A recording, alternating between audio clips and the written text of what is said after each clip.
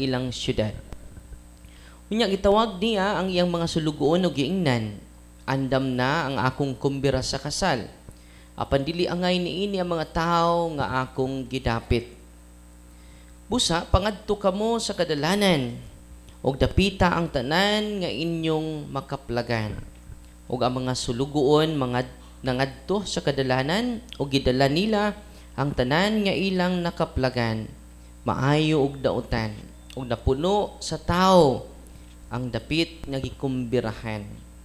Unya misunlod ang hari aron pagtan-aw sa mga dinapit.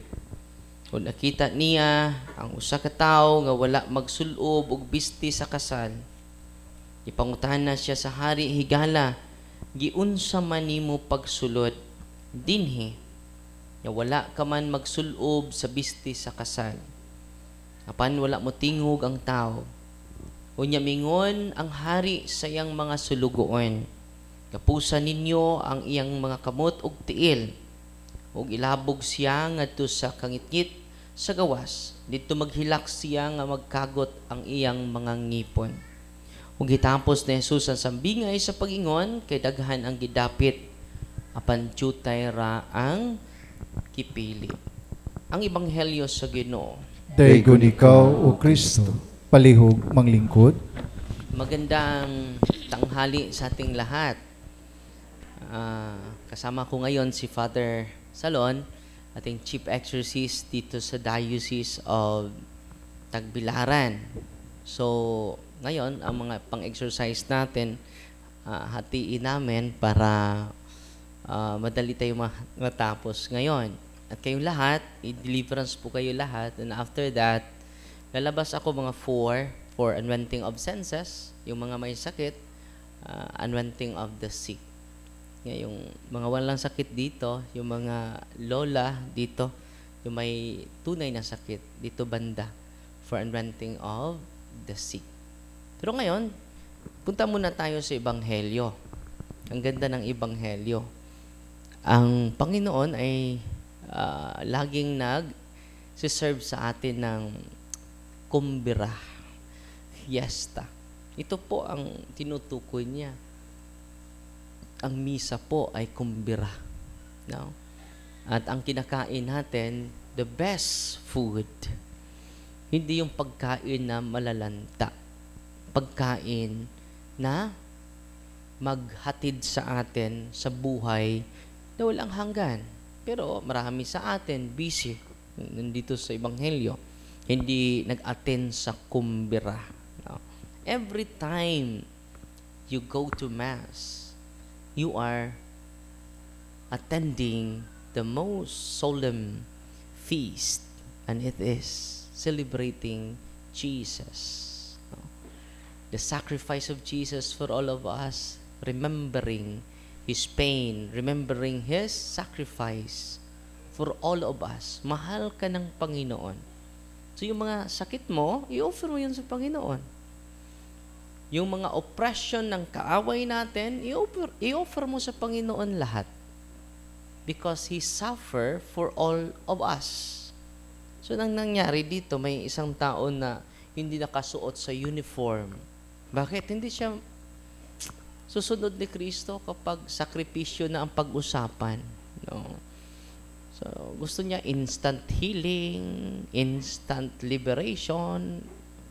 Dahil nasanay tayo sa instant. Instant coffee, instant milk, para instant lahat. Hindi na tayo gusto magsakripisyo. Kaya nga, buong araw po tayo, buong umaga, katikisim po. Sakripisyo sa pakikinig. Dahil dyan sa sakripisyo na yan, lalago yung kaalaman natin. At kung lalago yung kaalaman natin, lalago din yung pananampalataya natin. Kung lalago na yung mga pananampalataya natin, yung blessing ng Panginoon, wala nang sablay. Amen? Merong sacrament of confession tayo, at tatawag pa tayo ng additional na pari para mabigay yung sacrament of confession. At kung Wala din tayong paring makontak. Mamaya, uupo ako dito para sa inyo. At meron tayong mga bisita mamaya, converted pastors. Bibisita sila sa atin. Doon sila mag-dinner, yung mga converted pastors natin. At abangan nyo mamaya, mag-interview tayo sa kanila. Dito lang ako mag-interview. At pasalamat din ako sa inyo, sa tulong ninyo. Nabuo natin itong conducive na lugar para makatikais kayo, ma-educate kayo. Wala na akong bayad sa catechism. No? Yung 1 Our Father, 1 Hail Mary, and 1 Glory Be, yung bayad. Ipagdasal nyo kami. No? Mas Father Salon, malusog lagi. Yung team natin ay malusog lagi. No? Para iaalay natin sa pinakamahal ng Diyos. Tayo po ang pinakamahal ng Diyos. Just imagine, sa Ebanghelyo, nag-celebrate, nagdiwang tayo ng malaking kumbira. No? Yun ang Diyos. Nag-prepare sa inyo na malaking kumbira. Pero minsan, hindi na tayo makasimba, busy. Totoo, hindi. Nag-overtime sa trabaho. Alam nyo, enough is the foundation of more. Ano? Enough is the foundation of more. At dahil sa pagsisikap mo, hindi ka na nag-enjoy. Enough is the foundation of more. Lagi kang nagmamadali. Totoo, hindi. You will not enjoy the now. Bakit? Nagmamadali ka eh. Kahit nakaupo, iba yung iniisip. Physically present, but mentally absent. Ulitin ko. The greatest philosopher, sabi nila, enough is the foundation of more. And then we'll not enjoy the now. We will not enjoy the present moment, the present catechism. Bakit? Nagtatravel pa yung isipan mo. Paano na yung aking, yung aking pagkain doon, wala ba ito matabunig, ihungkap na rog iring. Nga akong anay. No? Ganun sa pa ni mahumaning katikisim. No? Marami tayong iniisip. I hope, ngayon, let us focus on the reality of our faith. Parang nag-retreat, nag-recollection kayo ngayon. Pagpunta niyo dito, it is all about recollection. Appreciating the now. Okay, magmadali. Sa pagmadali natin, we never enjoy the now. We never enjoy the present moment. No? Because enough is the foundation of more. Hindi ka makontento eh.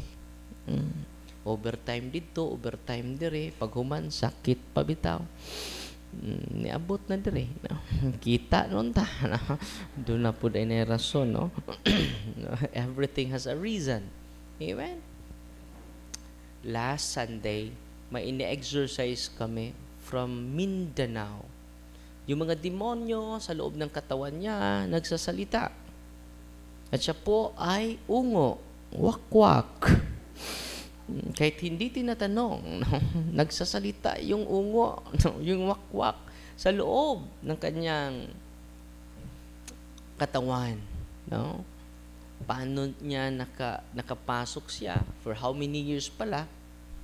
Sabi ng demonyo, alam mo ba, Darwin, lahat ng mga anak niya ay kinain ko.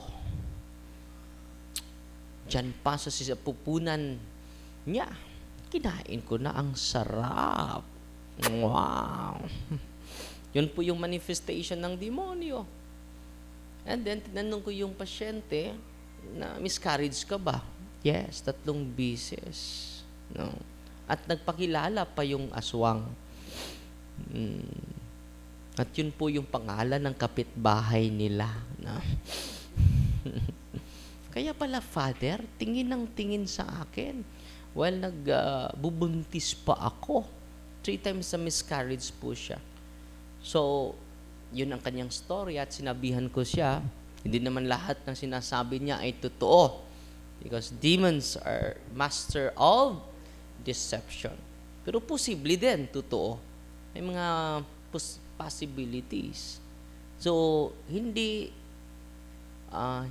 talaga madali itong ministering ito.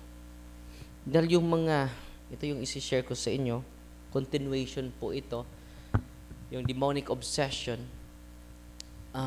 paano natin, dahil tayo lahat ay hinaharas ng kaaway natin through demonic obsession.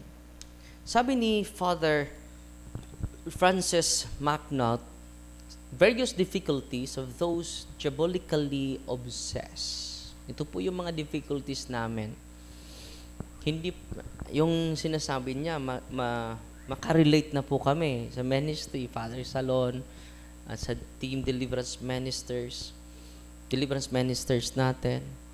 Sabi ng mga known exorcists will observe that people who are diabolically obsessed have certain difficulties which they should be aware. Kailangan alam nila na ito yung challenge mo. Be aware of so that they can approach it properly. So, unang-una, exorcist, dapat ma-aware. Extraordinary harassment po ito. Ano yung disposition namin sa team? Extraordinary virtues din ang kailangan namin. No? Extraordinary patience, extraordinary virtues ang dapat ma-develop namin. Dahil, obsessed po ito extraordinarily. Hindi dapat natural way lang ang aming measurement. Dahil limited po yun. So, when nagbabasa ako dito,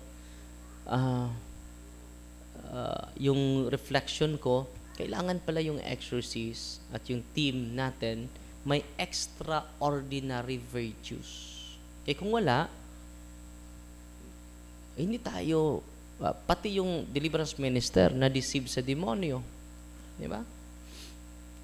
So ito po, yung paalala ng aklat na ito, ako, para sa akin, para sa team, we need to possess extraordinary virtues to counter the extraordinary obsession of the evil spirit in all the patients that we are facing. Hindi basta-basta, no? Sabi niya, ni Francis MacNaught, people generally afflicted by the evil spirits are usually loath to talk about their problem and are often afraid even to tell their friends and counselor, much less their minister or priest, because they fear they will be written off as unbalanced or worse yet psychotic. Malabel sila nga buang, emotionally erratic, psychological illness. Yan po yung disposisyon ng mga obsessed diabolically. So hindi madali, di ba? Dahil minsan natatakot sila, minsan ay nagtatago pa sila, hindi nila gusto. Those who are diabolically afflicted with obsession, negative thoughts, negative emotion, and even possession, will often experience a certain taciturnity. Ano itong taciturnity? Ito yung karanasan nila. Taciturnity. Ano ba ang itong karanasan na ito? Dapat natin malalaman din natin yung mga delusion nila para makarelate tayo. Ang temperament or disposition characterized by silence and minimal verbal communication, often suggesting seriousness aloofness, and introspection. So ito po yung taciturnity, a certain experience of taciturnity. Hindi nila i-verbalize yung kanilang problema and trauma. Ito po yung difficulties po sa team natin. At meron tayong madre ngayon na nakasapi sa kanya ay si Satan. Next week, ipatuloy pa natin yung solemn exorcism. Dito po yung difficulties niya. No? Kapag magstorya tayo sa mga trauma niya, magagalit siya. Mawala siya sa kanyang sarili. No? Grabe yung deep-seated anger. So, ano itong taciturnity? It is aloofness, seriousness. Parang gusto niya isolation. Mag-isolate siya sa kanyang sarili. Marami, di ba? It will lead them to psychological illness. This can be from a purely natural cause, within natural cause, because of trauma. Pero yung madring iyon, it is a diabolical obsession talaga. No? Yung pinaprocess natin, pero nirecommend pa natin siya for counseling. Ngayong linggong ito, 2 times for counseling. No? Dahil ito yung struggle niya eh. At kung hindi pa ako nakabasa nito, parang sabi ko, pawain niyo lang ng sister. No? So, hindi dapat pala na mag-surrender agad si Father Darwin. Sinabihan ko na, parang wala naman siyang response. Hindi naman 100% yung cooperation niya. So, nung basa ko ito, kamali pala ako. Dapat, ang exorcist, may extraordinary virtues. Extraordinary patience, compassion, and mercy to all people who are diabolically obsessed. Dahil hindi natin maintindihan ang ugali nito. Pati siya, hindi niya naintindihan yung sarili niya. We need an aura of acceptance. We need to create an aura of compassion. So, pag-uwi niya, dapat ang aura natin, positive. Amen? At ito yung magandang realization ko while nagbabasa ako nito. Dapat ang exorcist, dapat ang deliverance ministers, merong extraordinary virtues. Kailangan hindi yung rash judgment, immediate conclusion. Hindi maganda ang ugali niya. No? Dapat extraordinary yung virtues na i-imbibe namin sa bawat isa. No? Ito talaga yung struggle ng madring ito. Last week, nag-decide na ako nung bagbasa ko dito, no, hindi pala madali yung mga obsessed by the evil spirit. At ngayon, nagpatuloy pa tayo sa pagsama niya. No? So, 30 minutes ang homily ko ha. Meron akong 12 minutes remaining now. It can also be the result of the diabolic obsession itself, in which the demon places in the individual a fear of speaking about what is going on internally. So, possibly sad, yung demonyo pala ang rason bakit hindi niya i-unveil yung mga negative experiences niya, traumatic experiences niya, yung mga occult connection ng buong buhay niya.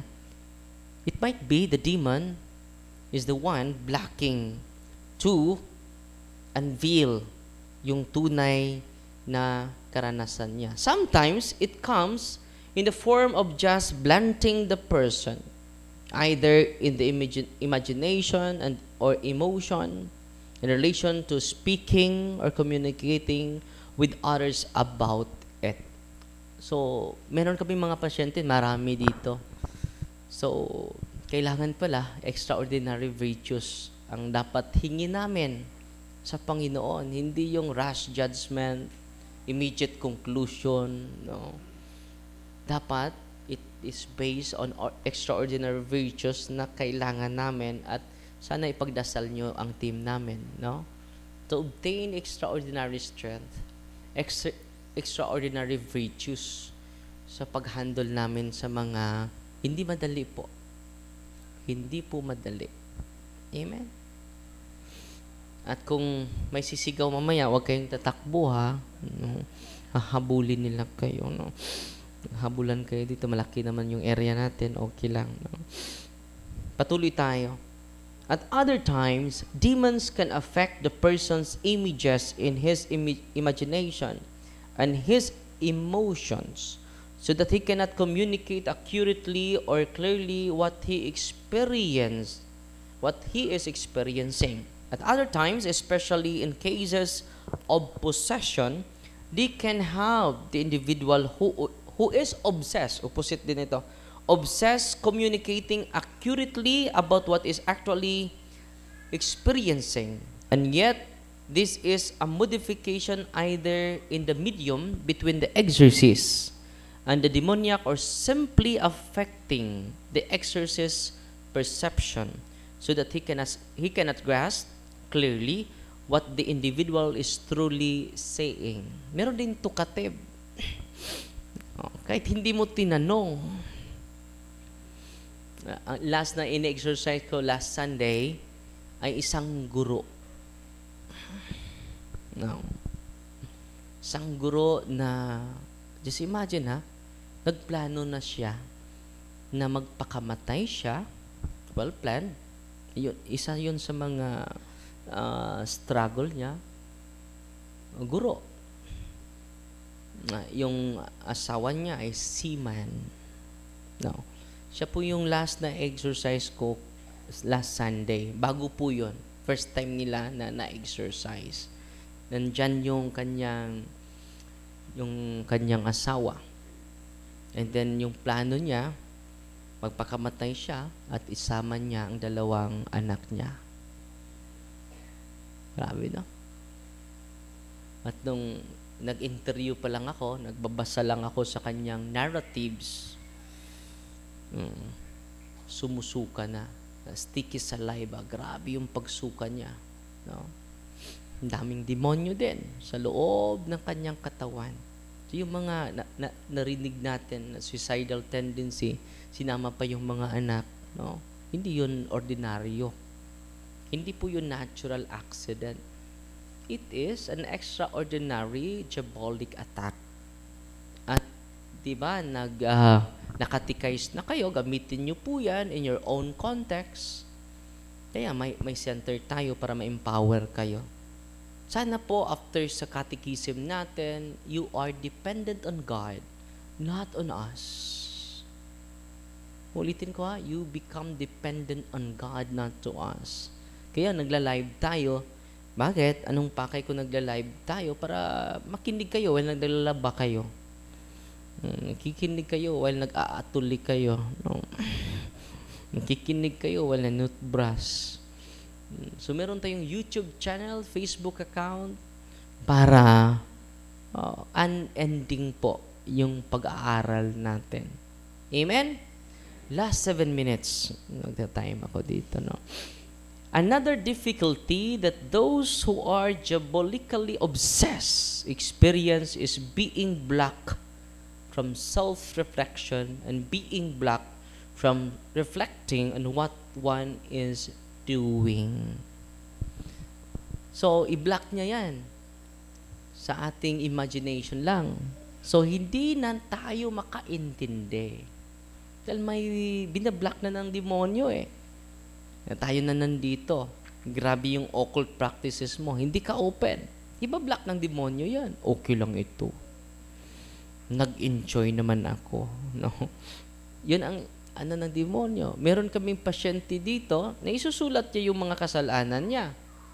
Alam nyo, sa pagpunta niya dito, tulala na siya.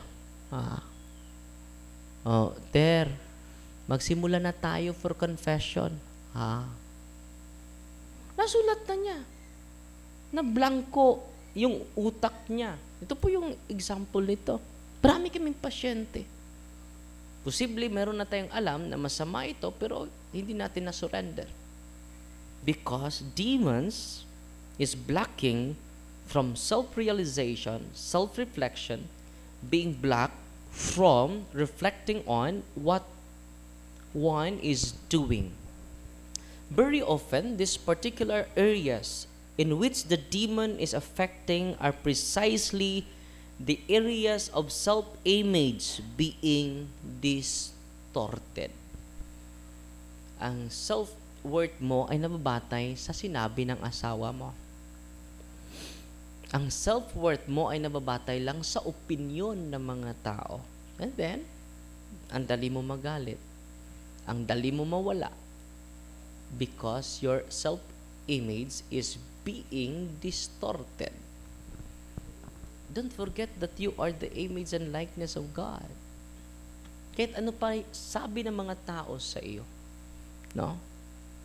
Yan po, doon natin i-anchor yung self-worth natin sa divine image, the reality of our likeness and image of the Lord. Amen? Another common difficulty with those who are diabolically obsessed is complete lack of discipline, especially in the area of spiritual life. Marami sa amin na okay na, na-liberate na kaling sa demonyo, nakatanggap ng mga sacraments, pero nag-relapse. Kulang sa spiritual discipline, including prayer life and other forms of self-denial and mortification, even before doing any prayers, which the individual, people who have diabolic obsession are often people who have not been going to Mass or confession with any regularity. Meron akong pasyente na, Father, kapag papasok ako sa simbahan, ang init. Dito na lang ako sa labas. Mainit sa loob. Kahit may electric fan. So, Father, ang init. Parang sinisilaban ako. No? So, I hope yung mga sacrament and catechism po, lalawakan pa natin yung ating kaalaman. Bakit? Kapag hindi natin lalawakan yung ating kaalaman, madisib tayo sa tunay natin na kaaway. Mamaya din, magla-live ako sa storya sa buhay ng isang martir na inaalay niya yung 3 anak niya, pati siya. No, ang ganda ng storya ng buhay ng santo na isi-share ko mamaya. Every day, kapag may santo, isi-share ko po sa inyo yung martyrdom. So, focus muna ako sa mga martir dahil kapag mag-aaway kayo, sasabihin nyo, na'y usong martiron. Totoo, hindi. Narinig nyo yan? Na'y usong martiron. So, magpalahi ko. No? Martir ni Tanak. Isulti. No? Ako i-share sa inyo, ha? To enjoy the lives of the martyrs. It's very essential po. Dahil marami sa atin ngayon nagkahiwalay na because we never appreciate sacrifice. No? And sacrifice is sanctifying ourselves. The more you sacrifice, the more you sanctify yourselves. Ito yung sabi ni Saint Dominic. Ang ganda ng sabi ni Saint Dominic. Basahin ko, ha. Last 2 minutes na. No? Ang ganda ng storya niya. No? Dahil maging martyr na siya. Sabi niya dito, I would tell them, yung mga kaaway niya na gustong papatay sa kanila, I would tell them to kill me slowly and painfully, a little at a time, so that I might have a more glorious crown in heaven. Grabe, no? Si Saint Lawrence the Deacon, parang litson. Gilitson siya. Sabi niya, hilaw pa rito. Ito luto na. Sinabihan niya yun. O, ito banda, luto na. Dito, hindi pa naluto, hilaw pa. The wisdom of the martyrs. We forget the wisdom. Di ba? Simple lang na libak, simple lang na storya, pinalaki mo na. Totoo, hindi. Mapiktuhan na ta sa gamay nga storya, gamay nga misconduct, ano man na, naatay gamay. Ang nagwali, true po. So, anong gawin natin? No? Let us increase our knowledge, our encounter with all the martyrs. Ngayon, sa mga challenges ko bilang exorcist, I am reflecting in relation to the suffering of the great martyrs. Yung ko, radyo'y kumingking ba? No, radyo ni kumingking. No? So I hope we will carry our cross until the end. And our inspiration, not human being, but Jesus Christ Himself. Ang dami ninyo, more than 100 kayo. Ngayon, sino bang pinakamalayo ngayon? From Australia, no? From Australia. Sino pa? From Dubai, nagkausap tayo kahapon. Galing sa Dubai, no? From Cebu. Ikaw, Brad, kasama kayo? Sino pa? Bukidnon. Ikaw, Brad? Balay-balay, Bukidnon. Welcome. Ikaw, Tay? Agusan del Norte. Agusan del Rosario. Santo Rosario. Agusan del Sur. Sino pa? Ano? Wow, UK, no? United Kingdom, no? Sino pa? Ano, Tay? Davao del Norte. Yung layo ninyo, ha? Welcome. Ang iba, taga Bohol lang. Welcome sa Bohol. And then, let us continue every day to increase our encounter for all the martyrs, for all the saints. Sabi nyo, yan ang makapagtibay sa atin. Bakit madali tayong mawala ng pag-asa? Pulo lang celebrity ang nasa utak mo eh. Si Elias lang. Sino pa yung mga celebrity? No? Na probinsyano lang ang nakapuno sa isipan mo dahil naka-feed sa I hope you will find time reading the lives of the great men. No? Yung mga santo natin. Ngayon, Pope Pius X. Hindi basta-basta din yun. Pero nag-focus muna ako sa mga martir. Okay? Dahil nakalimutan na natin sila. Sila yung seed of our Christian faith. Sila yung dugo nila, ang seed of Christian faith. Amen? Palug tindog, ito ang puo ng pag-ampo sa katauhan.